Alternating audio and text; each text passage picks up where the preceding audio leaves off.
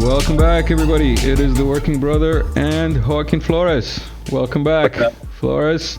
It's been about 35 seconds for us. It's been maybe a day or two for our subscribers. Welcome back, everybody. We are going to take it away from Color Revolution, continuing on the last video subject that I didn't even know existed or happened or was a thing. Portugal's Carnation Revolution. Right. Tell us about Portugal, Xoaquin. Yeah. So Portugal, like Spain, was a fascist state until the middle 70s. And now the thing about fascism in the Iberian Peninsula is that it was technically neutral during World War II. They didn't have an alliance with Hitler or Mussolini or they weren't actually involved directly in World War II at all. And probably for that reason, they continued to exist through the 50s, through the 60s, and through most of the half of the 70s. Now, people may know that in 1975, when the king died, they also ended was it the king or was it Franco?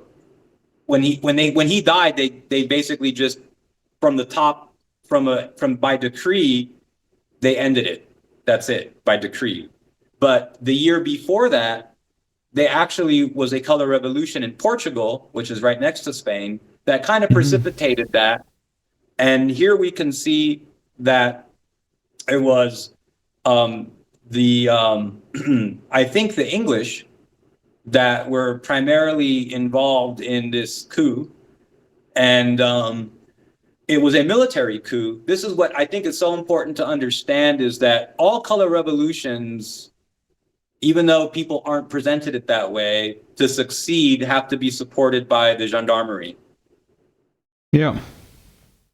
So the reason the Carnation Revolution is so important is because that aspect of it is so highlighted that people just talk about it often in terms of being a military coup that overthrew the fascist state, which many people conceptually don't understand because they just think that fascist state is a military government, you know? So why would the military overthrow itself, right?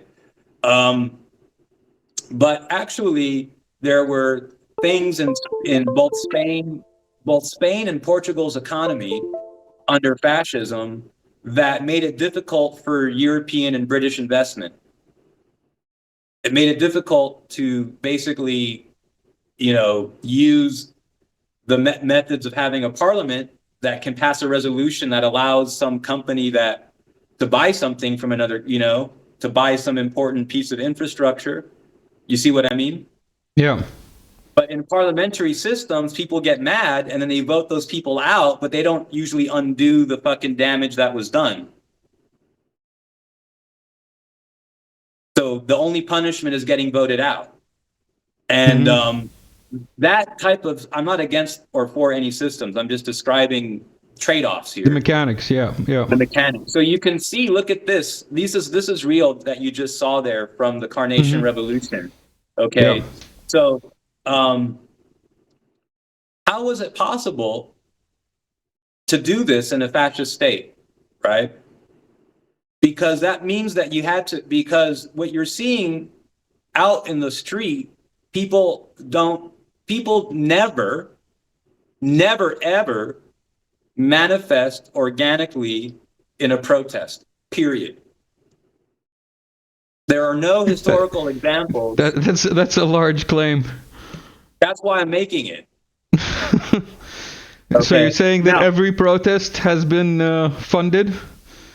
Well, no, not necessarily funded. Motivated. They're organized, and and they can. And it doesn't mean that it's a corporate interest or a foreign interest, but every protest is organized. Okay, and only for 99% or almost 99.9% of people at the protest don't even have awareness that it's anything other than spontaneous. And then media treats it like it's spontaneous too, you see. So the Carnation Revolution is a good example because the people that you see in the streets there right, are members of fascist labor unions. This is hard for people to understand. People don't really understand what these things are. These were the popular organs of fascist power in a fascist state. Does that make sense? Yeah. And now, of course, the fascist state is organized very similarly to the communist state. Wherever communists have labor unions that are like state-backed labor unions, you see what I mean?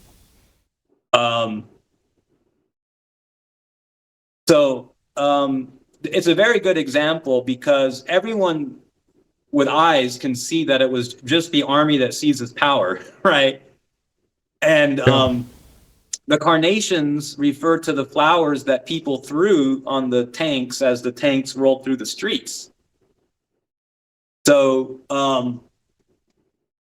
what's interesting about the consequence, the trade-off, so you had these publicly supported or publicly dominated organizations that were controlled by the fascist state. How do you have the leader or the fascists in that part of the fascist state turn against and mobilize the public, but only after the army rolls down the street, so no one has to stick their neck out? That's also part of it. It's done identically to the way that, let's say, Elliot Ness or whatever, and like the movie Untouchables, would have to map out how treating it like it's a criminal organization, right? Like, who are the different players and who can you isolate? Who can you put pressure on? Or how do you, maybe different people have different amounts of power that aren't visible or aren't explained by the official titles that they hold, right? Like maybe this guy is someone's brother-in-law, or this guy doesn't have the most important position on paper, but every time he talks, everyone listens. Like, you have to be there to see that kind of shit, right? So it's done very similarly to this. And then put pressure on this guy who rolls. Put pressure on this guy who shuts up. Eliminate this guy from the equation. And who do people go to get answers in the confusion of things, right? So then you get people to flip. Like, turn state's evidence. Okay, that kind of concept, but for a coup. So treating a foreign government like it's a criminal organization and then trying to deconstruct, how to disassemble the power. Using different pressure points, certain commitments, and no one wants to stick their neck out, and no one wants to get executed. No one wants to be the guy who says uprising and then no one is there and then he gets sentenced to death, right? So it's obviously the military is first most important. Velvet Revolution is another one that we've got here. Right. So this was against. What is it with all these names? I love all these names, man. Yeah, they're great. Yeah, the Velvet Revolution is See, this is another one that fucks with people's paradigms. So you would have to think that obviously, like if you're a communist or a liberal or a something or a traditional liberal, I mean, like right or left liberal, like you would just think that the Carnation Revolution is natural because people would want to rise up against fascism. Right. And likewise, if you were not a communist or if you were a liberal, maybe left or right liberal, or maybe a fascist or maybe an anti-communist or anything else, or a monarchist or whatever, you might think, or an anarchist, you might think that it's natural that people just want to rise up against, the communist authorities, right? After all, they're communists, right? Yeah. But that's really not the story, you see. Like, there was obviously all these other things going on. And there was no way, like, you have to look at the consequences of these things. You have to kind of look at, like, what happened to Czechoslovakia? It doesn't fucking exist anymore. This is Discovery Channel video. It might strike me. It'll be funny if it does. But that one is very much connected to the Vatican. Pope John Paul II was like, similarly with Poland, That one you're saying, the velvet one. Yeah, Velvet One. I didn't include any clips from Poland in the same time, but it's a very similar dynamic. You have communist labor unions. Like what? Okay, so in the Carnation Revolution, you had fascist labor unions controlled by the fascist state, but they went rogue. Here you have communist labor unions. In Poland, it was called Solidarność, was the movement to make a union against the official allowed union, so to speak. But it kind of came from within it too. You have to understand how these things work, like fluid, you know. Yeah, yeah. You have to be able to think categorically, but also Venn diagrams. It's like those Russian dolls. Like Exactly. one within the other. Yes. So basically, what I'm getting and what we've learned from the last video is that very rarely, if as we go by your claim, never are they organic, and there's always involvement in organization of some kind. They're never spontaneous. Okay, but they're almost always organic. But protests, like, don't have to be. Look, you can have incidents that are not planned by the color revolutionaries. Okay, but other times you try to invent incidents or hyperventilate them. Okay. Yeah. Or to grossly distort something that maybe attracts 20 or 30 people or 50 people because a cop shot somebody in the street and all the neighbors saw it and people are trying to tackle the cop or something and it's 100 or 200 people. But then as that is, maybe it takes more than an hour or two to control, then your actual organizers are like, okay, this is the time, we have to mobilize, all the people, all of our network to mobilize to make the protest bigger, you see. Yeah, so there's a combination of things. It's all like fluid and contingency. Everything is contingency and, cause and effect in real time also. At this level, at the kinetic level, you see. But at the planning, they're planning for either create a provocation or wait for a provocation that's organic. That can be seized, yeah.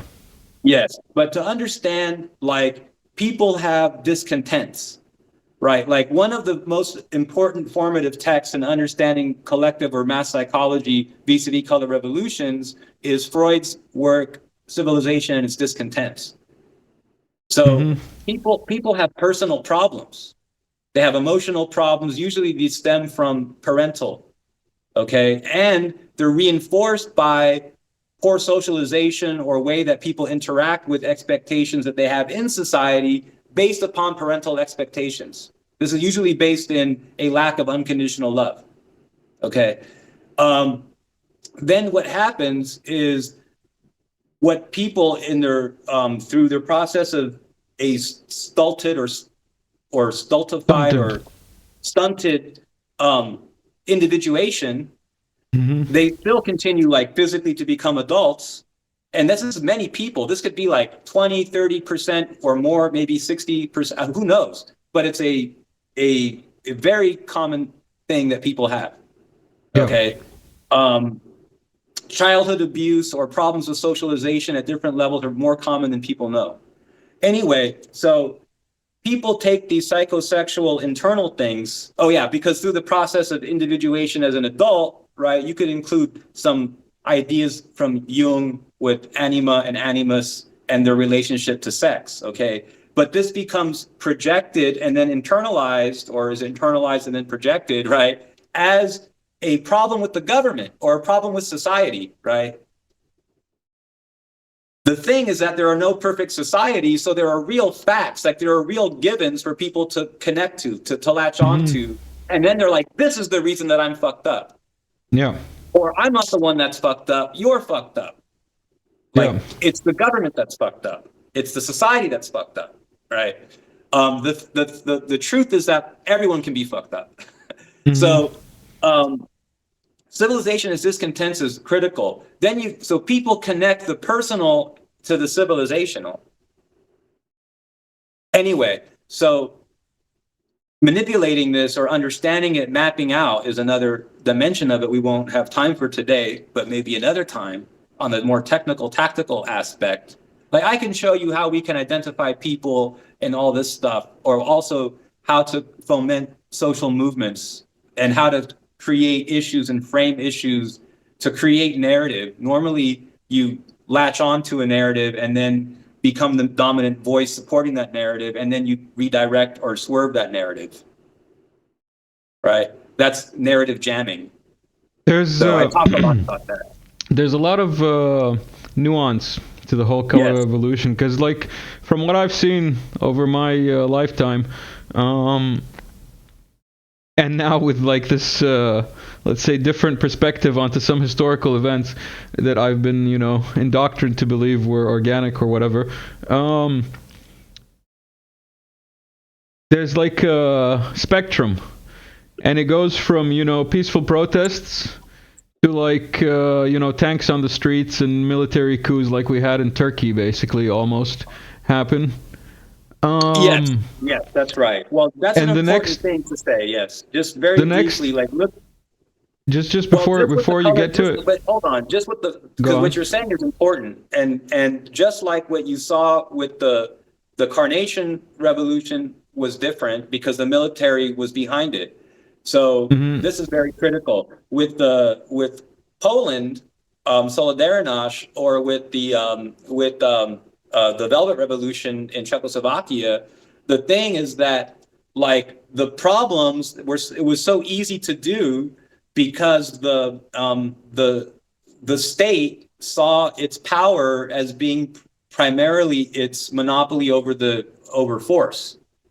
Right. And so it visualized the solution like based upon its way of solving things. In other words, like to a hammer, all problems are nails. So it's the problem is that that's the perspective of the hammer.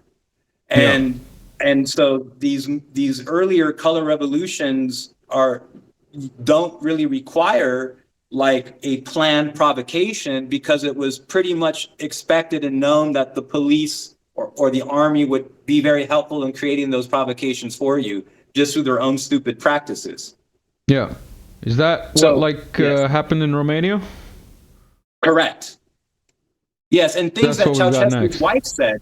I mean, it was almost like the ones trying to overthrow Romania couldn't have asked for a better fucking wife for Ceausescu, because she basically said, like, let them eat cake or something like that. Yeah. You know, and but the thing is that, like, Ceausescu responded to the protests by agreeing to like all of their demands. And their demands did not include Ceausescu stepping down or ending communism. Like, that's not on people's minds. Like, see, this is like you're born in a society and you live in it, and that's normal. You don't, and what the people are having a problem with, like with Electric Yerevan, for example, is the electricity bill went up. That's why it's called Electric Yerevan, dude. Like, their electricity bill went up like by 50%, which is considerable. Yeah. The government was claiming it was only going to be 15%. Right? And the thing is that, like, anyway, so that's just like, you know, how these things can play out. Yeah. Yeah. So the whole spectrum. Can you speak a little bit to the Libyan stuff that's going on while I find some videos here in the background? Because sure. The Libyan, or actually, let's start with the Syrian thing, because many people forget that the Syrian war, myself included, like I often forget, started off as you know, protests and the evil Assad troops shooting protesters, right. And this was way before Maidan, if I'm not mistaken. That's right. There's so many different types of color revolutions because it depends on the balance of organic to inorganic. And with Syria, you know, you had Hafez al-Assad, okay, carried out a number of reforms in the early 70s, if I recall. It was called, what was it called? It was like called like, it almost like the effect of it is like the responsible revolution or something like that. It was a very interesting It was like the effect of it was that it was like a moderate revolution, and it was basically a series of neoliberal reforms. Identical took place in Egypt in 73 or vice versa. So just 1 year apart, Egypt and Syria, despite the fact that the United Arab Republic hadn't really existed, the intelligence network continued to maintain a strong semblance of this, even through the Mubarak period. You see, Yeah. and ending with Morsi in Egypt. So, like, this is why Egypt had to be overthrown. Because they weren't going to commit troops. They weren't going to commit force to back the Syrian revolutionaries. Yeah. So with Syria, this is a very fucked up, because what was done by the MI6 and the Muslim Brotherhood, which it often works with and was created by, they have comedy show.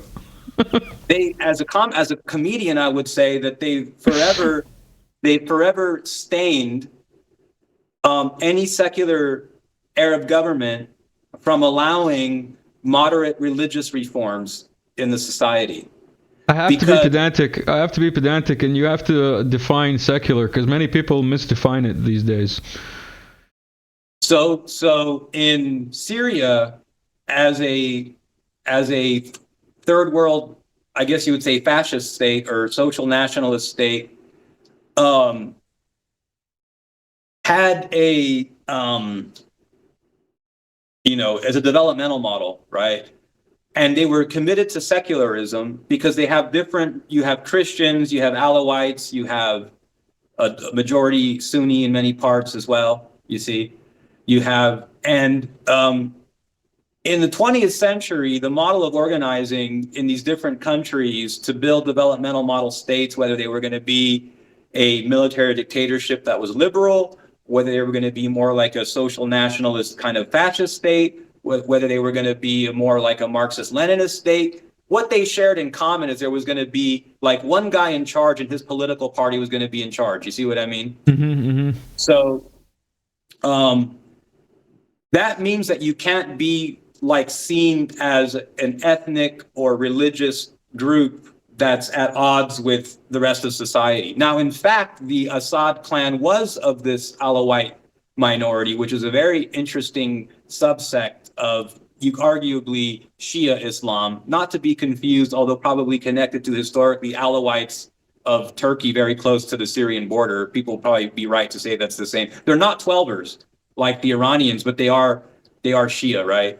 So the thing is that for a long time, they actually allow Muslim Brotherhood organizations, which is the mainstream, though, of many different Sunni humanitarian, Sunni NGOs, anything that's like Sunni that has a social justice component to it goes back to this Muslim Brotherhood approach, right? And this is not a conspiracy theory. This is like openly advocated by Khotb, right? Who's probably the chief theoretician of contemporary Muslim Brotherhood thinking after the 1950s. And Muslim Brotherhood goes back to the 19th century, the intrigues of the British, Lawrence of Arabia against the Ottoman Empire and the Arab Peninsula, right?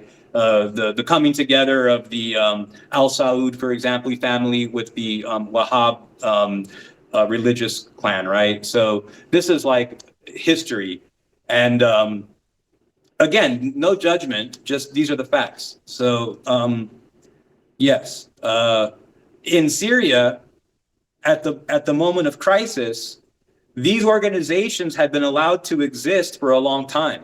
Okay. Yeah. Ever since the 70s, with the neoliberal reforms, they also loosened up the secularism, meaning that they allowed openly religious groups to have NGOs.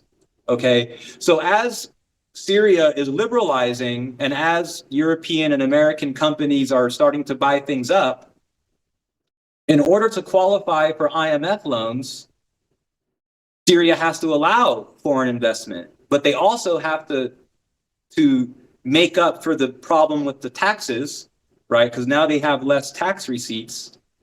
They have to cut from the public budget.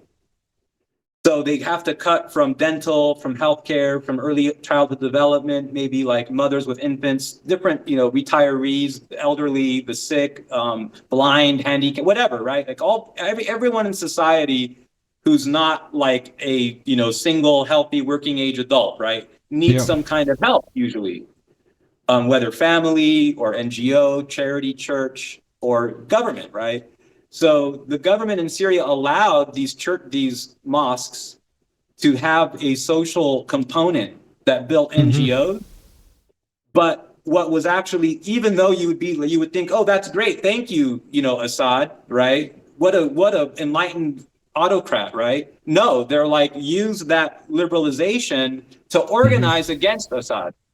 Yeah. This has been going on for decades. So, but the reason that this didn't resonate with most people, even though you, as whoever you're from, might think that naturally people would rise up against a social nationalist dictatorship. Most people just go along and get along. If their kids make them happy, they work from 9 to 5, they're able to pay their bills. You see what I mean? Yeah. But what actually happened is that with the U.S., with the too big to fail, and the bailouts, remember quantitative easing and all that, they used that money, right? And actually, one of the people that exposed this to the world was the economist and kind of pirate investor, Max Kaiser. And so anyway, what they did in this mechanism is they took a lot of this money that was, it's currency debasement, it's printed from thin air, quantitative easing, and they took money and they cornered different markets, especially with perishable goods, especially those in the network that either are at different points of the supply chain that focus on the Middle East. Then they could set the price. Then they artificially jacked the price of food up, okay? So then even though people are mad about the price of food, and they originally go protest that we need to crack down on something, right? Like that's the problem. See, color revolutions are such a fascinating technique because like, imagine you're a child, right? You're hungry, like you go to your parents, right? If your parents don't have food, like you as the child, like might be mad at them or something, or like, why are you starving me, right? I mean, right? But the parents in turn live in a universe of external actors. But children don't go talk to their fucking parents' boss, like, hey, give my dad a raise, right? So citizens only can redress their grievances like physically, like their passport constricts them and logic constricts them and society frames it this way, that the government is responsible.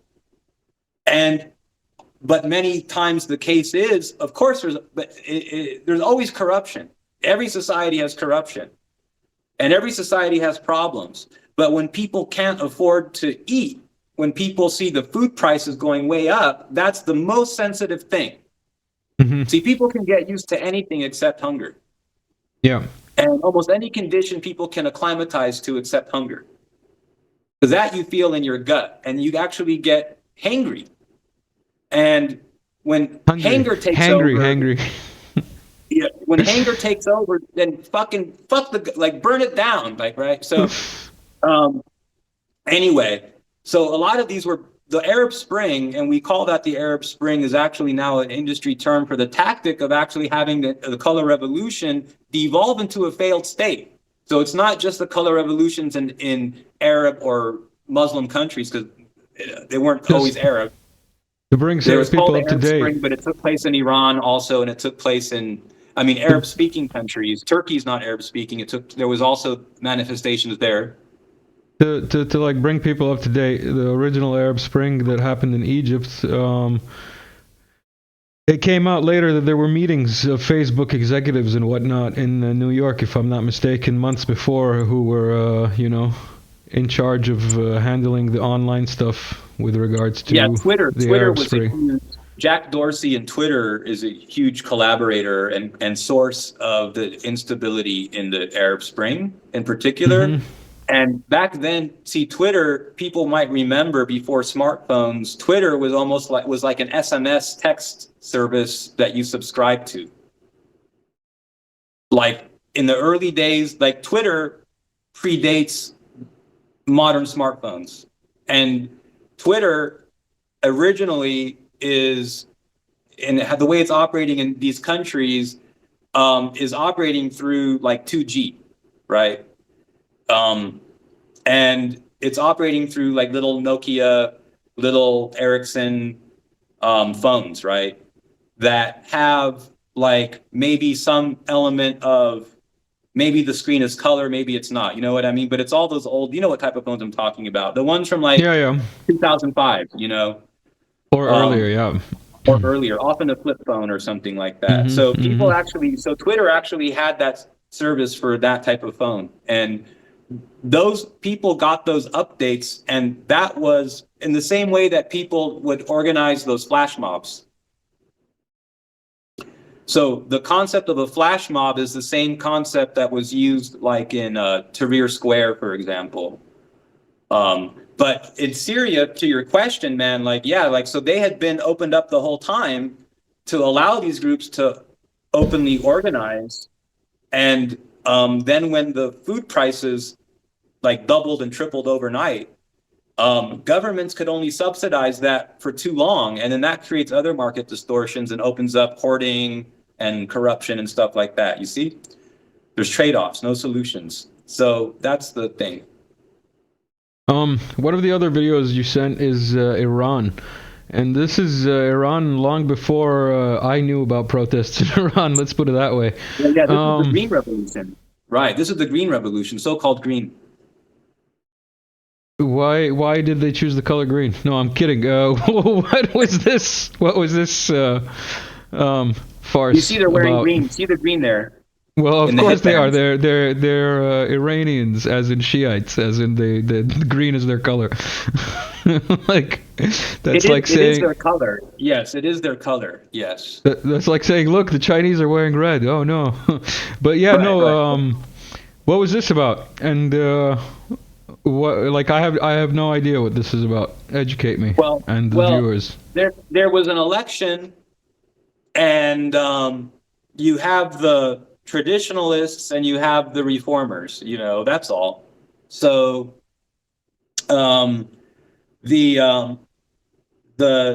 that's within Iran though, you see. But this is also connected. This is actually, you see, the food thing actually happened in 2007, 2008. You understand? Yeah.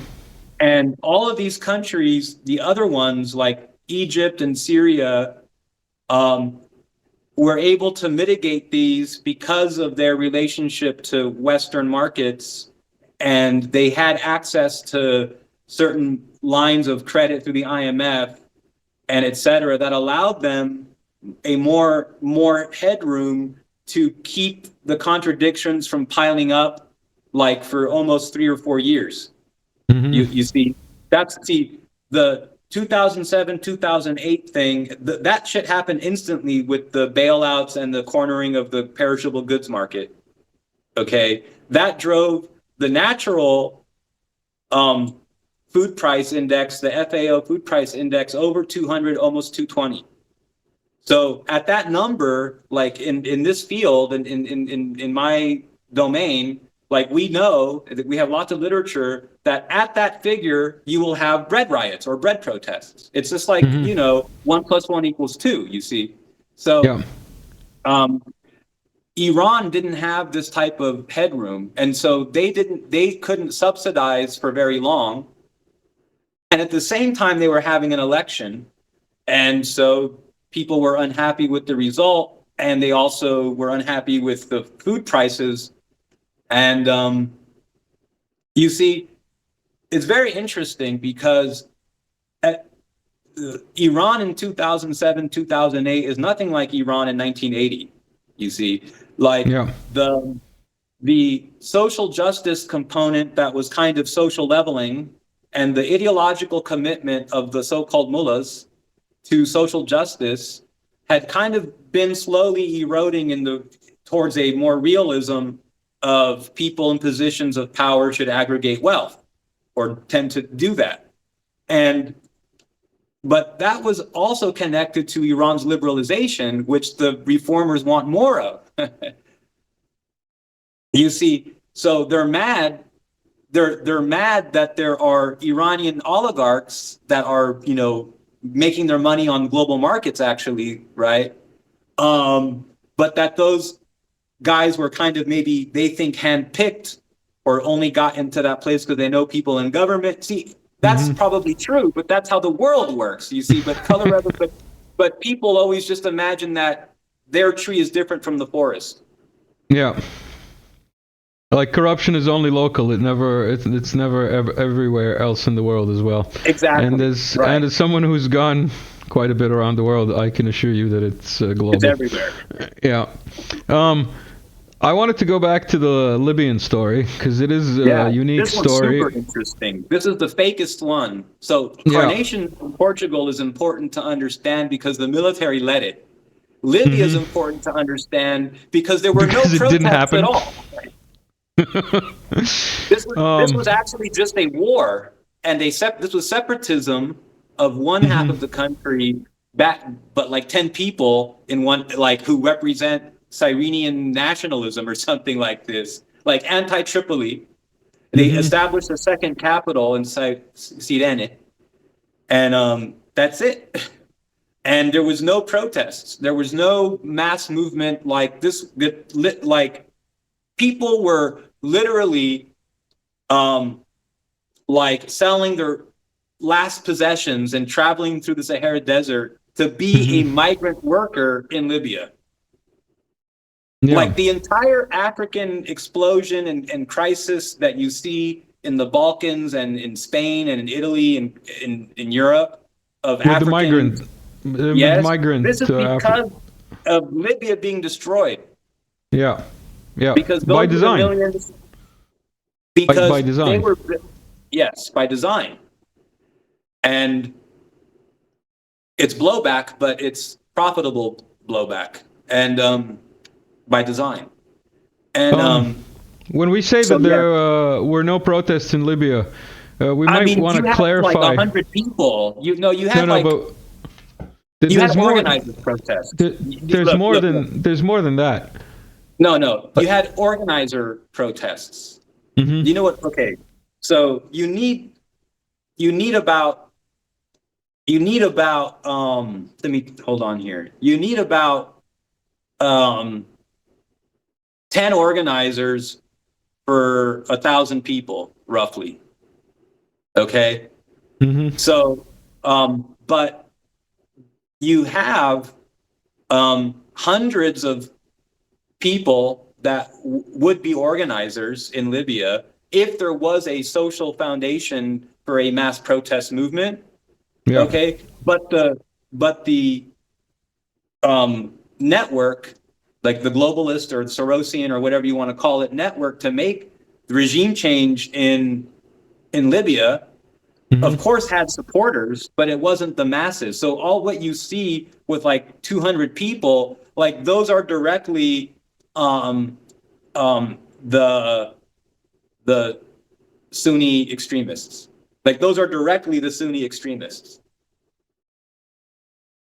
Just look like Libya was not a you have to wear a hijab country. This is not Gaddafi's Libya, right? If these are the pro Gaddafi protests. That's what you had. What you saw in Libya were pro Gaddafi protests. And you had a 3-kilometer long green banner and 2 or 3 million people come out against what was obvious to them as a kinetic foreign action to back a junta, right? These are the people that Gaddafi had released from prison, by the way, as part of his liberal reforms. So you would think, thank you for letting me out of prison. Sorry, I was a fucking terrorist, like for real. Not I advocated things verbally. Okay. Yeah. This was like Belhaj Brigade comes from Libya. They would be fighting in Syria. Riddle me that one. So this is like very important to understand that, yes, for what they do for CNN is you can take 30 people or 50 people and you can put them in a frame if the camera is at the eye level, and you can have the reporter say, I'm here standing in front of 10,000 people, and like that. Yeah, but it's more than that. From my understanding, like if you want to go deep into the conspiracies, from my understanding, with Jazeera TV and the Qataris and so on, there was like a whole mock-up of the square in the middle of Tripoli.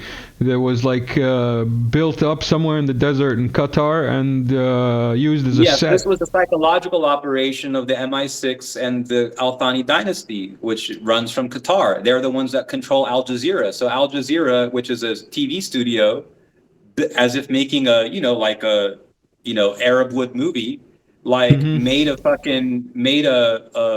fake square that's identical to what is in Tripoli, and had people, actors do a movie, like it's a come audition or whatever, fucking $20 a day. I mean, it's just like every country has TV shows, novellas, there's actors everywhere. In fact, I know it sounds strange to say that because these aren't crisis actors. This was, people thought they were filming a commercial or something for Coca-Cola, or it doesn't matter. It's not like people are involved in some big conspiracy. That's very important to understand. So useful idiots, basically tools. Yeah, just people. I mean, they're not even themselves are not idiots. They're just idiots in the situation. There could be that's what I'm saying. People, and they're saying, there's going to be they're filming a fucking music video or something for some singer, and they're going to have a crowd. They're going to pay me $20 a day to be a person in the crowd. Whatever. Like, it's normal. Yeah. So they filmed that in Qatar by Al Jazeera, the Al Thani dynasty. Which is who took over the BBC. It's BBC created this, basically, in a long story short. But through how BBC has been rebranded and locally kind of assumed by the Al Thani dynasty, MI6 project. So, but Libya, there were no mass protests. There were no protests. Like, look, I don't consider it a protest, 100 people. It doesn't, those are the organizers or the partisans or whatever. Like those are your true believers and stuff. Like, you can call it a protest in terms of like, well, these are afforded the First Amendment rights of protesters, but as a sociological phenomenon, 100 people is statistically so insignificant and meaning nothing. Yeah. It's so I would say like, 100 people for a kid that's in a hospital bed or something is fantastic. 100 people saying overthrow the government is like, okay, like whatever. Good luck. So maybe if you have a tropical island and the population is 10,000. So they come in. Very interesting with Libya is that it was like very oil rich country, and they were also going to be doing projects that would undermine plans to kind of but the three dudes who were kind of friends at this time, in a way, if you want to think about it in this sense, were actually Berlusconi, Gaddafi, and Putin. Actually, very interesting. So, but these are the Gaddafi did many similar things to Assad, as Assad did, in response to the pressure from the neocons to somehow be neutral or supportive of the so-called war on terror. And but what people don't really understand, and how this kind of exposes where the terrorism is coming from, is that their parts in the war on terror involved releasing terrorists from prison so that they could be operationalized by the Americans or the British to do these fucking things.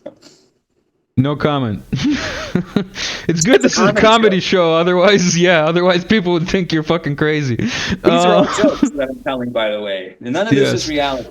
Yeah. Yes. This is all fiction. It's story time. Yeah. So to stay on the spectrum of color revolutions, and to tie into the Syria one, we can go into Ukraine and the Maidan, where the same kind of mysterious snipers showed up. Correct. Yes. So this is a very classic case of a color revolution that involves this type of provocation of shooting on a crowd, and the response of the police to shoot back at the crowd. The security services, the bear coup. This was a intentionally created crisis. So, like, at this time in history, 2014, people like myself had already been successful in getting governments to understand that their contingency responses to these types of planned manifestations should not ever be met with police actions that could be construed as or experienced as a provocation. Mm-hmm. So that means that the police have to always take a defensive posture. They should, except to the extent that it seems to encourage violence, they should try to step back. If they should focus more on the practical issues of how does this protest affect local businesses or traffic, and treat it as an exercise of free speech, and that the police role should be facilitating it as opposed to opposing it. You see what I mean? Mm-hmm. And so actually the government of Yanukovych actually understood this. And so what the people like Noland and those who planned this actually did was, in the same way I described about how you analyze everyone's positions and what actually authority do they have, they understood the triggers and the policies and the legal stuff. You see what I'm saying? So they were able to segregate, basically corrupt the police or the security chief to make a decision that he wasn't allowed to make independently of Yanukovych, but did it anyway, knowing that it was contrary to the policy. And so when the snipers on the roof shot at both the protesters and the police. Yeah. And the problem is that the protesters, as you can see from this clip, are wearing helmets and paramilitary outfits and are using their own shields as used by those are the protesters, this army. Yeah. That's the protesters, okay? So and there they are throwing Molotov cocktails. Now, they had been brandishing handguns throughout, but were very clear never to fire them. In fact, it's possible they were not loaded, but there were, but many of the protesters that you can see are clearly what you see, like an insurgent army on the square. Yeah. A few of them had handguns, and they were told to brandish them, but not point them at the police. But the police operationally knew that some protesters had guns, you see? But their orders were to not do anything. So then when the actual CIA or whatever, MI6 or whatever, snipers shoot at protesters from the roof and police, then everyone there assumes that shooting had was breaking out between the police and the protesters. Yeah. So then the police shot back at guys, in military uniforms, wearing helmets, throwing Molotov cocktails. I mean, they just only didn't have guns, you see, but they thought they did. and some of them did brandish to give the whole thing. So now politically, this is an important part of the dynamic. We talked about the psychosexual, the aspect that would touch on Jung and Freud. Okay, anima projection, or psychosexual projection, civilization as discontent, etc. Now the other thing is the political dynamic and the tribalism, and in post-communist countries, the alliance is the nationalist plus liberal. So this is very hard to understand, though, if you don't instantly get it, because most legitimate governments in the post-communist world are like a middle ground between civic nationalism and nationalism, like liberal civic nationalism and traditional nationalism is the low-key dominant paradigm in any Croatia, Czech Republic, Poland, whatever, right? Like you're not nationalist like a fascist state or a third world communist state, right? It's a different type of nationalism. It's called sometimes civic nationalism, but it also connects to some idea of the identity of the people, language, etc. But the point is that legitimate, meaning from elections, whatever what that includes, but that can be some games too, but you get the idea. Mimetically, conceptually, experientially, most governments in Central and Eastern Europe and the Balkans are something that is moderate of these things in the middle. But the extremes actually have the least in common. Like the hardcore nationalists and the hardcore LGBT liberals actually have the least in common. So what you saw in Ukraine is so obviously synthetic and false. And it's so marketed and manicured. It's the most manicured and the most marketed and the most built and invested in color revolutionary experience ever seen in the world.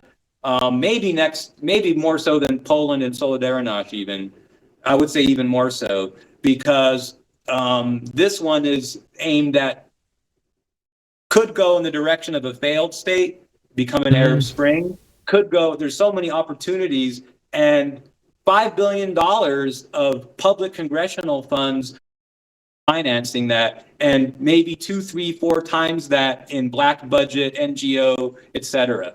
So it's not even known the numbers of billions of dollars concerted intentionally to make this coup against Yanukovych at this time, 2014. All of these violent protests do remind one of Black Lives Matter and all that other, fun stuff that's been happening recently in the U.S. I'm going to play some video in the background. Maybe you can tie for us where these things cross over. Right. So what are we seeing here is... We've got horrifying videos of BLM riots in Minnesota. Right. Well, they were 93% peaceful.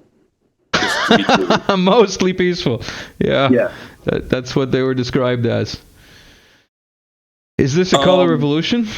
Is BLM a color revolution? All I know is that the leader of BLM got filthy rich off it, so...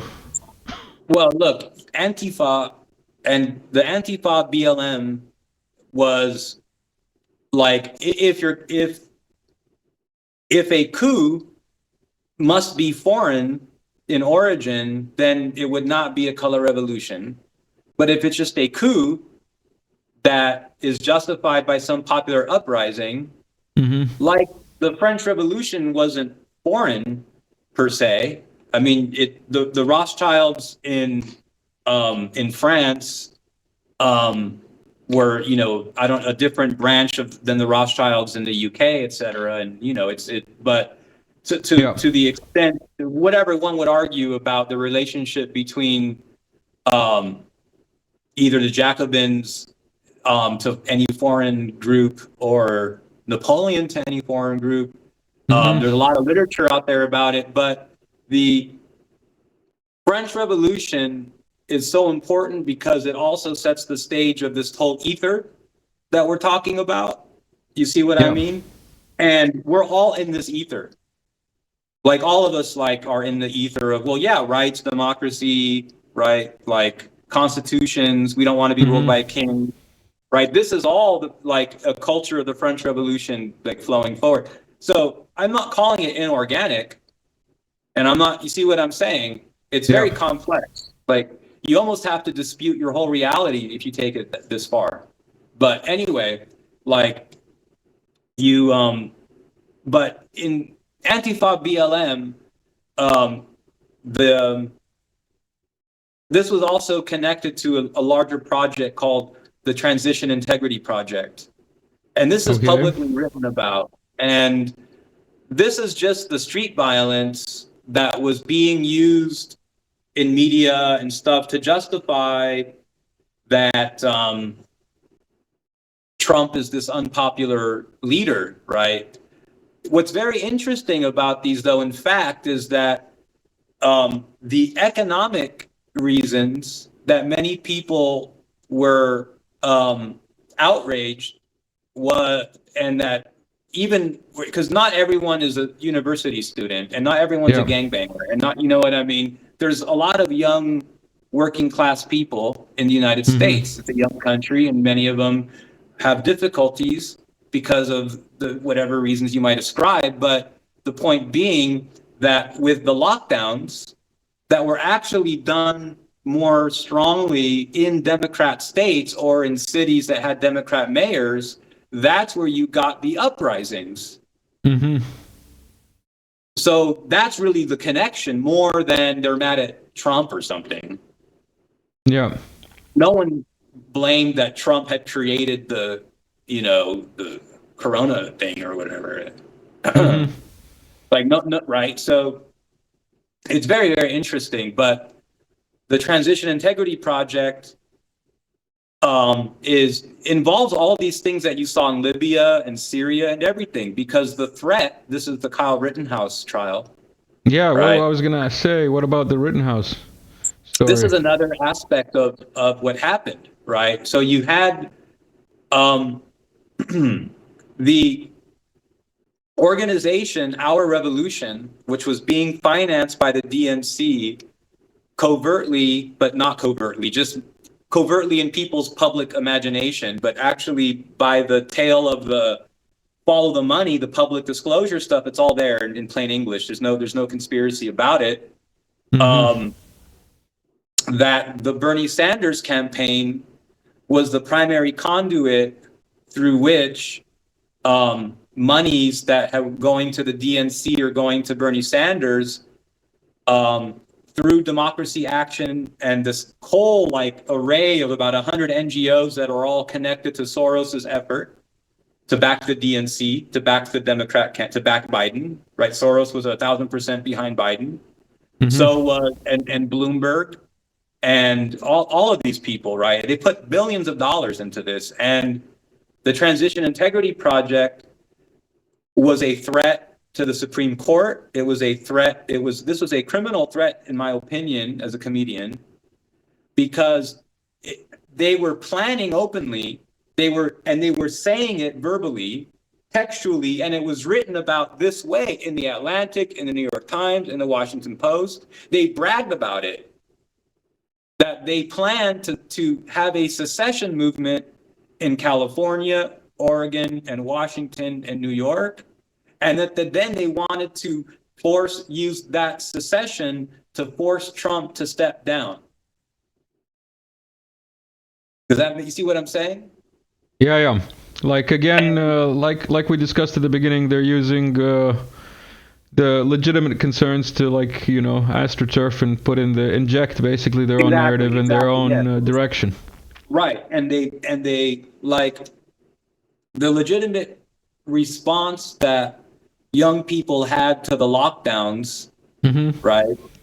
Which were actually, and the first thing that we said, I think on the episode before this one, is that these are often legitimate things, and that but the classic game of politics is most used here, which is that you're the one that's sabotaging it, but then you blame the thing that you're sabotaging it, or its directors, or its whatever, as being responsible for the problem.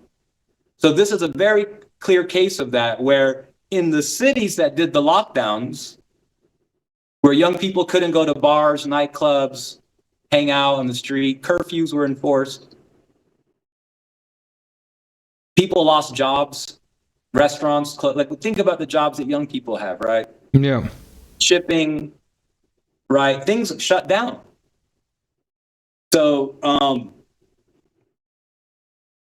and then that was weaponized. Their disgruntledness that was created by those same people was weaponized by those people. To then make it be against, like, who's the president of the country. Yeah. You see the same thing that very dishonest people that we talked about in the first episode talk about Russia with their, lockdown, or they didn't do, but the vaccine mandates and stuff, right? Because Russia's a federation and the governors are very strong and mayors are very strong. It's not a dictatorship. Putin isn't an emperor or a dictator, you know what I mean? And it's a constitutional system, and power is devolved in Russia. Yeah. They have, separation of powers, and they have regional powers, you see. So you manipulate those things in a country, like, for example, in Syria. Like, yes, there were like local mayors that dealt in less than intelligent ways at certain moments with different issues, but to the outside world, like, Assad is simultaneously the police chief, the military boss, the mayor of every city. You see what I'm saying? Yeah. It's oversimplification on the side of the media in order to push their agenda. That's it. And yeah. I know the listeners, at least the ones that have stuck around to this part of the talk, will have noticed that your microphone about 10-15 minutes ago started crackling for some reason. But I've been holding off because we have come to the end of this. The audio has been good enough, let's say. I'm sure people won't mind. I think like your microphone jack or whatever just went loose and it started crackling about 10 minutes ago. But it doesn't matter. I hear you perfectly well, and I'm sure the listeners won't mind, because it is the content that we want, not the audio quality. And if they're subscribers of yours, they'll be used to your online presence in the lowest bitrate possible, isn't it? Yeah, 32 kbps. Yes. What is that? New Resistance on Telegram? New Resistance. Yeah, on Telegram. Yeah, at New Resistance. The best florist on Telegram. That's that's what I'm referring to you as. Thank you for sticking around, everyone. Xoaquin, thank you for stopping by. See you later.